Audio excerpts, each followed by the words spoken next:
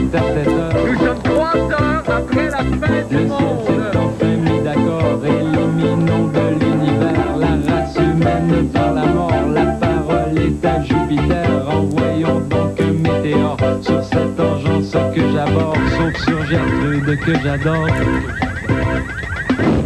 Lundi 25 octobre 1999, vague de graffiti. De jeunes délinquants profitent de la nuit pour écrire leur nom sur les murs des stations de métro de Montréal. Ah, si jamais j'attrape ce Henri Bourassa et ce Honoré Beaugrand, ils vont voir de quelle bois je me chauffe. Et au Colorado, un garçon d'11 ans a été emprisonné 2 mois pour avoir baissé les culottes de sa petite sœur. Et moi qui prévoyais passer les vacances des fêtes au Colorado pour un voyage de baissage de culottes de sœur. Ah, que c'est plate! J'appelle tout de suite Travel Aid. Ah, bonne fin du monde et bon début de semaine, mesdames et messieurs. Tout d'abord, des nouvelles de moi. Oh! Quel petit lundi gris-zouzou. J'ai même pas lu les journaux. Bon, je sais, là. Je sais que vous comptez sur moi pour votre information quotidienne. Mais là, c'est très lourd à porter, ça. Et quelle heure, là, Marco? Regardez. Je vais faire une petite affaire avec vous autres, OK? Je n'ironiserai pas l'actualité, mais en échange, je vais passer à travers les journaux de la journée et du week-end et je vais juste regarder les photographies et je vais vous les décrire. OK? D'ailleurs, je pense qu'on a même un jingle pour ça, si je ne me trompe. On regarde juste des portraits. OK? Ça vous va, ça? OK. Ah! Vous êtes au bout de vous? On commence!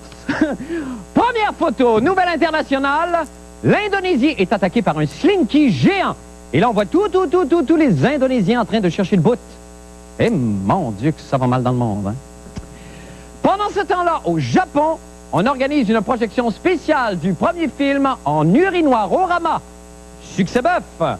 Chez nous maintenant, au Festival international du nouveau cinéma et des nouveaux médias, événement unique en Amérique du Nord, pour la première fois en public, 4 hommes et 1 femme se cachent le pénis. Belle leçon de courage, une femme sourit, même si elle a une plaque en métal dans la tête. Maintenant, le Cirque du Soleil innove encore avec un numéro révolutionnaire. Une femme descend un escabeau à reculons et se pas de bas dans ses souliers. Je répète, pas de bas dans ses souliers, c'est bien plus glissant.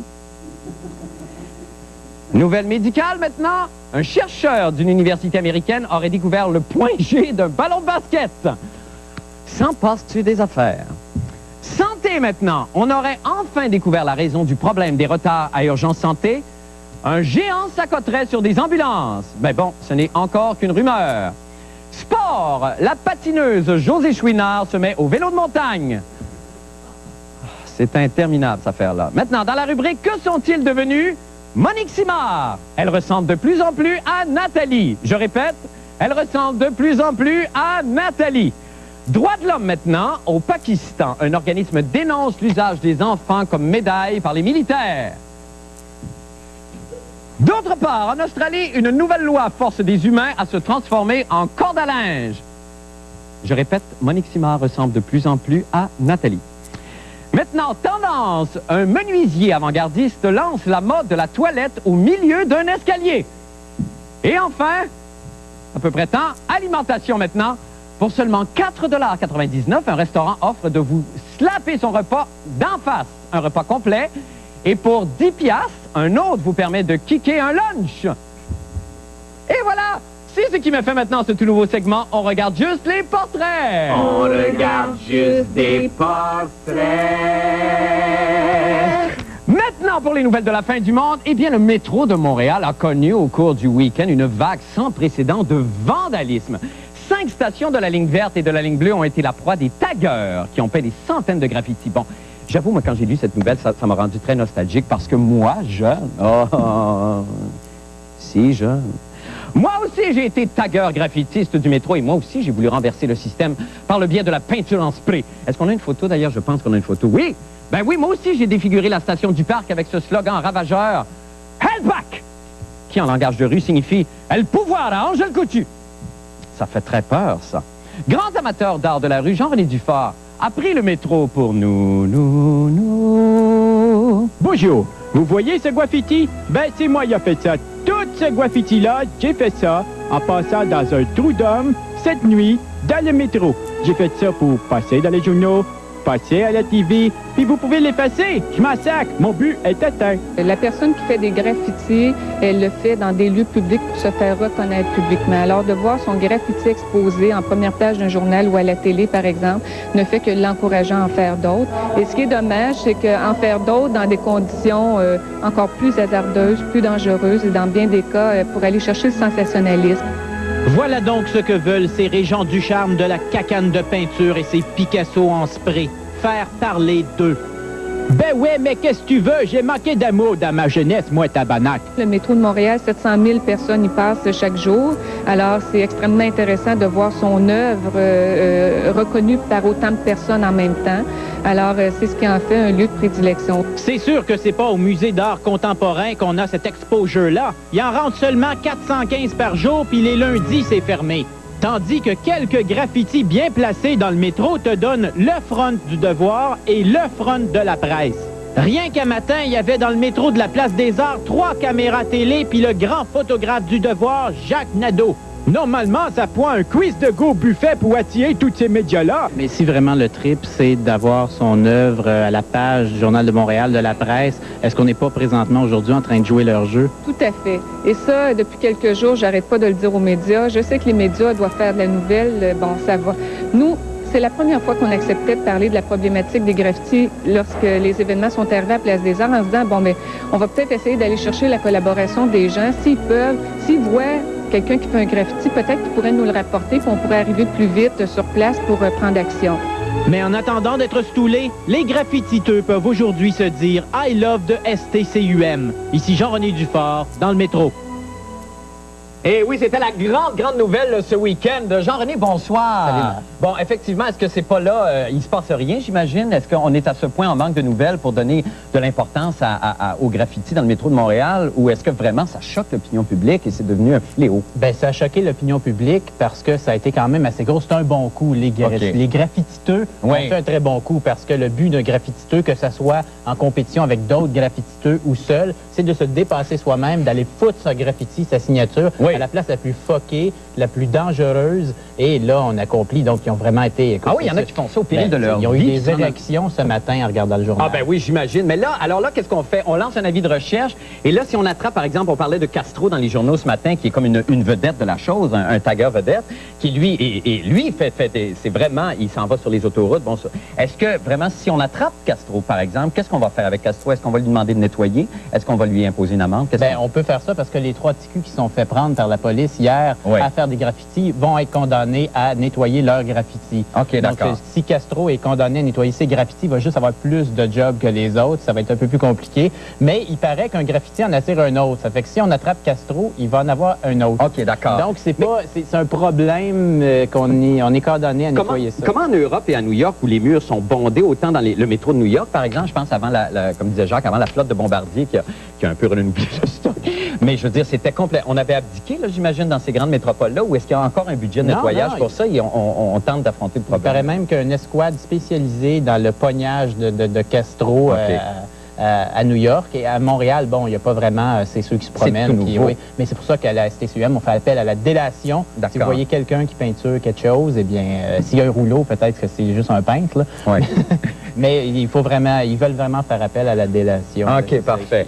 Bon, ben, écoutons, mais c'est quand même un bel art de la rue, ça, Jean-René. Ben, moi, je trouve ça beau. C'est mieux que les maudites pubs plates que c'est murs. Ben, voilà, effectivement. Merci beaucoup, Jean-René. On doit se quitter là-dessus. Merci et bonne soirée. Ça me fait plaisir. Nous allons faire une petite pause et nous revenons avec la fin du monde en bref. Je vous en prie, restez avec nous.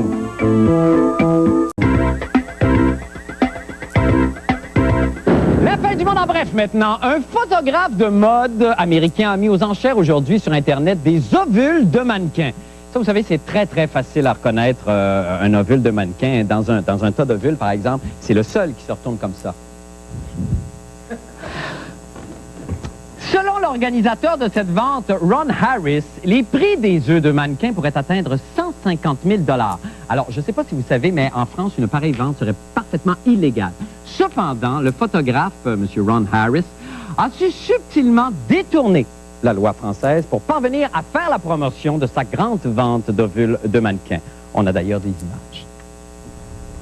Good evening. My name is Mr. Thompson. Bonsoir, je suis Monsieur Thompson. Je suis un scientifique et un scientifique. Et aujourd'hui, ils m'ont demandé de parler du pudding tapioca. Je ne sais pas pourquoi. Il a le petite boule et il a le jus, comme l'amour. Et qu'est-ce que vous savez de... Oh, oups, c'est plein de mannequins ici. Si vous voulez acheter du pudding, ou juste les petites boules,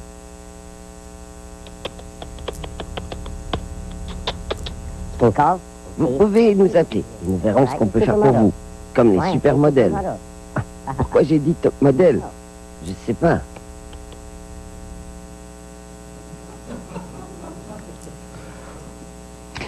Vous connaissez presque tous maintenant l'histoire du petit Raoul, ce garçon d'11 ans emprisonné pendant 2 mois au Colorado. Pourquoi? Parce qu'une voisine a surpris petit Raoul en train de regarder sa jeune sœur de 5 ans faire pipi. Ce qui me fait penser d'ailleurs, petit Raoul, ça, c'était pas une des séries américaines les plus populaires des années 60? Je pense que oui. Oui. À chaque semaine, petit Raoul regardait sa sœur faire pipi. Oui. Et après, il partait à cheval dans une autre ville, chez une autre de ses sœurs, en criant « Hi-ha, pipi !» C'était bon. Et pourtant, jamais petit Raoul de la télévision n'a été mis en prison, lui. Alors pourquoi aujourd'hui autant de pudibonderie pour un acte aussi innocent? Un excès semblable pourrait-il se passer ici au Québec? Après tout, comme se l'est demandé Isabelle Maréchal, qui n'a jamais joué au docteur?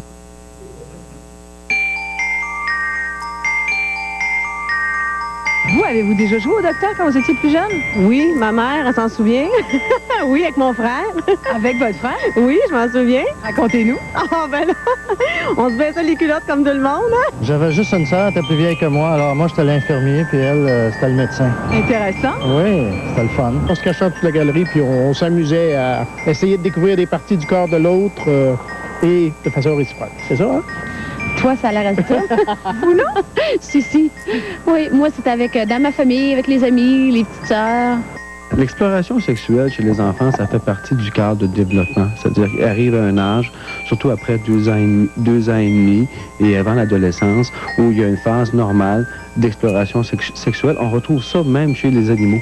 Hein? Louis, lâche ta sœur. Écoute, il y a 4 mois, puis déjà, il tripote sa grande sœur de 5 ans. Lâche ta sœur. Non, sinon, papa va t'envoyer voir monsieur le juge, là. Bon. C'est effrayant de condamner des enfants pour ça. Tout ce qui vous gêne, c'est qu'on ait mis l'enfant en prison? Ben, c'est qu'on a même pensé qu'il pouvait y avoir des intentions assez mauvaises pour qu'on puisse aller en prison pour ça. D'incarcérer un enfant va causer beaucoup plus de dommages chez lui à moyen et long terme que d'avoir essayé d'ouvrir la communication et de comprendre tout ce qui s'est passé sans avoir incarcéré l'enfant. Les mentalités sont encore très porté à la culpabilisation, à la répression dans certains cas, surtout par rapport à la conduite sexuelle, parce que finalement, c'était une conduite qui était très encadrée dans le passé, à l'intérieur d'une relation conjugale avec le stamp de l'Église catholique.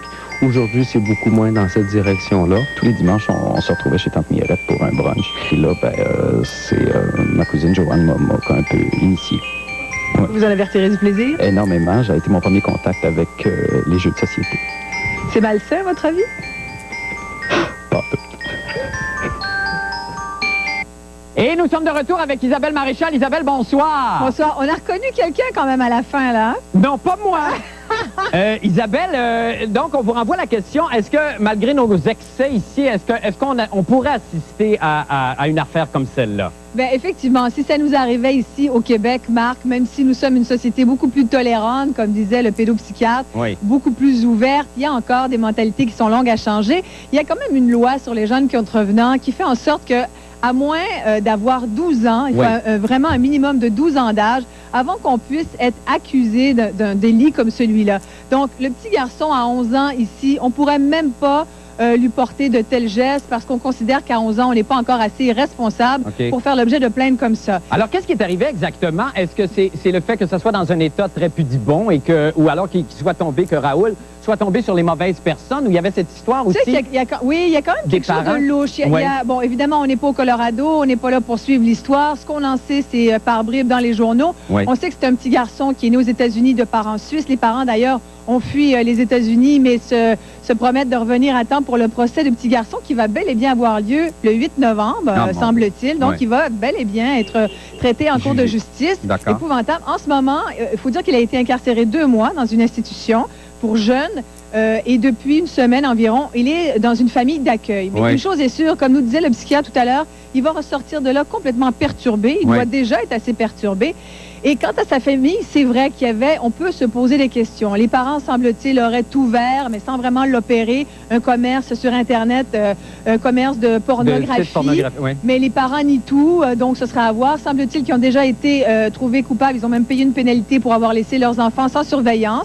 C'est-à-dire donc le petit garçon de 11 ans et sa demi-sœur de 5 ans sur qui il y aurait eu des attouchements sexuels. Mais lui dit que c'est simplement qu'il voulait l'aider à faire pipi. Enfin, une histoire un peu trouble. Tout ce qu'on sait, c'est qu'ici, tu vois, il y aurait eu quand même la DPJ qui aurait fait une petite enquête. Et tant que la sécurité de l'enfant et surtout sa santé n'est pas en jeu, ça n'aurait pas vraiment fait de quoi fouetter un chat. Ben, tant mieux. Ben, merci beaucoup, Isabelle Maréchal. On a tous fait ça. Ben oui, on a tous fait ça. Mais là, étendez-vous pas là-dessus parce que vous nous en avez parlé toute la journée. Merci, Isabelle. Nous allons faire une petite pause et nous allons au sport tout de suite après. Restez là.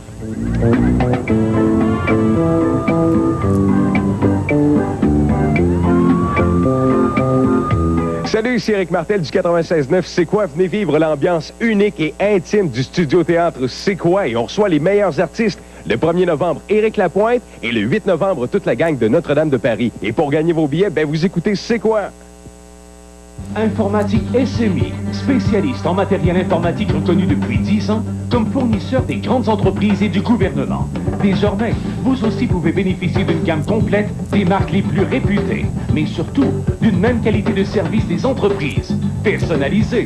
Que vous ayez acheté chez nous ou ailleurs, vous aurez droit au même dépannage téléphonique, service à domicile et de l'atelier sur place. Avec Informatique SMI, le spécialiste en matériel informatique, vous y serez traité comme des pros. Vous savez, les histoires de vilaines sorcières et de potions magiques peuvent aider à trouver un remède. Votre école aussi peut aider en participant au marathon de lecture pour la sclérose en plaques. Prenez part à notre histoire. Vous savez, les légendes de dragons cracheurs de feu aident à trouver des commandites. Vous aussi pouvez aider. Commanditez le marathon de lecture pour la sclérose en plaques. Entrez dans la légende.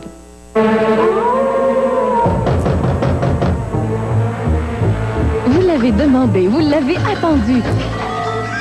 Pour son 10e anniversaire, TQS vous offre le retour du grand visiteur. Regardez attentivement le grand journal de TQS et vous pourriez gagner un ameublement complet d'une valeur de 20 000 $ du magasin Napper. De plus, tous les téléspectateurs qui sont nés la même année que notre gagnant du jour pourraient mériter 1 000 $ en argent comptant. Le grand visiteur jusqu'au 18 novembre au grand journal. Ce jeudi, il me faut un diplôme d'enseignant. Et très important, moi aussi de bonne référence. Je suis responsable de cette classe. Je suis le dieu sans pitié de tout ce qui bouge dans mon univers. Un ancien mercenaire se fait passer pour un enseignant afin d'éliminer des trafiquants de drogue dans une école secondaire. Je sais pas comment tu t'appelles, mais maintenant t'es dans ma classe, espèce d'enfoiré. Laissez-le tranquille. Reste couché. Alors c'est qui? Tom Berenger, dans Le Suppléant, ce jeudi 19h.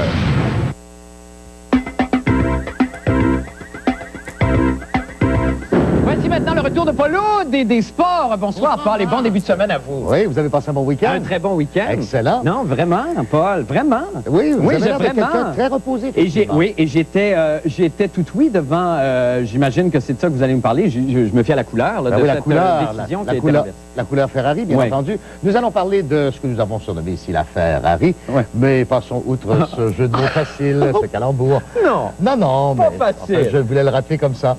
Et effectivement, Ferrari, le tribunal d'appel de la Fédération internationale d'automobile a rendu sa décision samedi et sur 2 points techniques dont on vous avait parlé vendredi. Oui. C'est-à-dire la façon dont on a mesuré les fameux déflecteurs. On a donné le bénéfice du doute à la Scuderia et les Ferrari ont donc été réinstallés première et deuxième du Grand Prix de Malaisie, avec le résultat que Eddie Irvine, à quelques jours du dernier Grand Prix, celui du Japon, mène par 4 points sur Mika Hakkinen. On n'a pas vu un champion conducteur Ferrari depuis 1979 en Formule 1. C'était Jody Scheckter. L'Italie doit être en liesse. En délire. Oui. Et justement, voulant profiter des largesses de la Fédération internationale d'automobile, Ferrari a préparé son nouveau modèle pour la grande rencontre. C'est ça, le dernier Grand Prix du Japon en fin de semaine. Et je vous ai apporté un modèle réduit de la toute nouvelle Ferrari. Mais comment vous êtes-vous procuré ça? Ben, directement des usines. Voulez-vous procéder au dévoilement? Ah, ben mon Dieu, c'est ma grande joie. Ferrari avec déflecteur amélioré, pour pas se gêner. D'accord, alors je retire le... Oui. Et voilà! Ah, que c'est voilà la nouvelle Ferrari qui va prendre le départ. Wow. Évidemment, les déflecteurs, comme vous l'avez vu, sont peut-être un petit peu plus longs. Mais pourquoi se gêner quand on a la Fédération internationale de son bord? Ah, c'est bon, parce qu'en même temps, c'est très drôle et il y a un éditorial. Un peu. Mais regardez bien le lien que je vais faire avec le hockey. Oui. C'est l'anniversaire de Régent Houle qui a 50 ans aujourd'hui. Et comme anniversaire, comme cadeau anniversaire, j'ai voulu lui offrir des produits hors normes Ferrari qui pourraient être utiles pour le Canadien. Ah, vous allez loin, là. Ainsi, vous pensez que c'est un bâton de hockey ordinaire que j'offre à Régent Houle? Oui, Paul. Eh bien non, c'est le bâton hors norme Ferrari. Effectivement, vous pouvez augmenter la surface de la palette. C'est très le bâton fort, hors norme Ferrari. C'est très bon. Nous avons également, vous savez, les Canadiens ne comptent pas beaucoup de buts. Non, et joue bien par contre. Joue bien, se défend, mais accorde trop de buts. Oui. Donc, nous avons le filet hors norme. Ah, Ferrari. C'est très drôle, c'est le filet hors norme parce qu'il est comme Ferrari. plus petit. Parce qu'il est beaucoup plus petit. Ben oui, c'est très le fun, ça. C'est moi. Ben oui, c'est très bon. C'est une bonne idée de cadeau, Paul. Pour aider les marqueurs du Canadien, il y a seulement Brian Savage qui marque chez le Canadien. Oui. Nous avons également la rondelle hors norme Ferrari.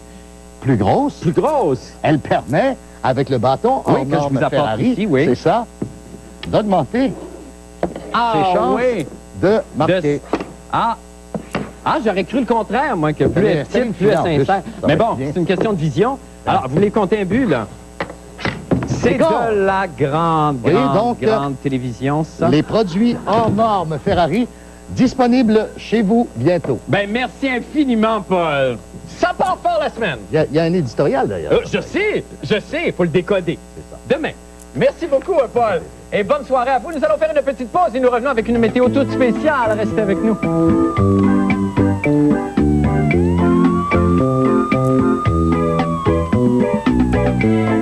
Bonjour, ici Josée Turmel. Je vous invite à participer à la 5e édition du Salon Éducation Emploi Jeunesse qui aura lieu les 29, 30 et 31 octobre prochains au Centre de foire de Québec. Sur place, une quarantaine d'organismes reliés à l'emploi et à l'entrepreneurship, des entreprises d'entraînement et plus de 50 institutions d'enseignement de niveau secondaire professionnel, collégial et universitaire de partout au Québec. Un futur à construire au Salon Éducation Emploi Jeunesse les 29, 30 et 31 octobre au Centre de foire et l'entrée est gratuite.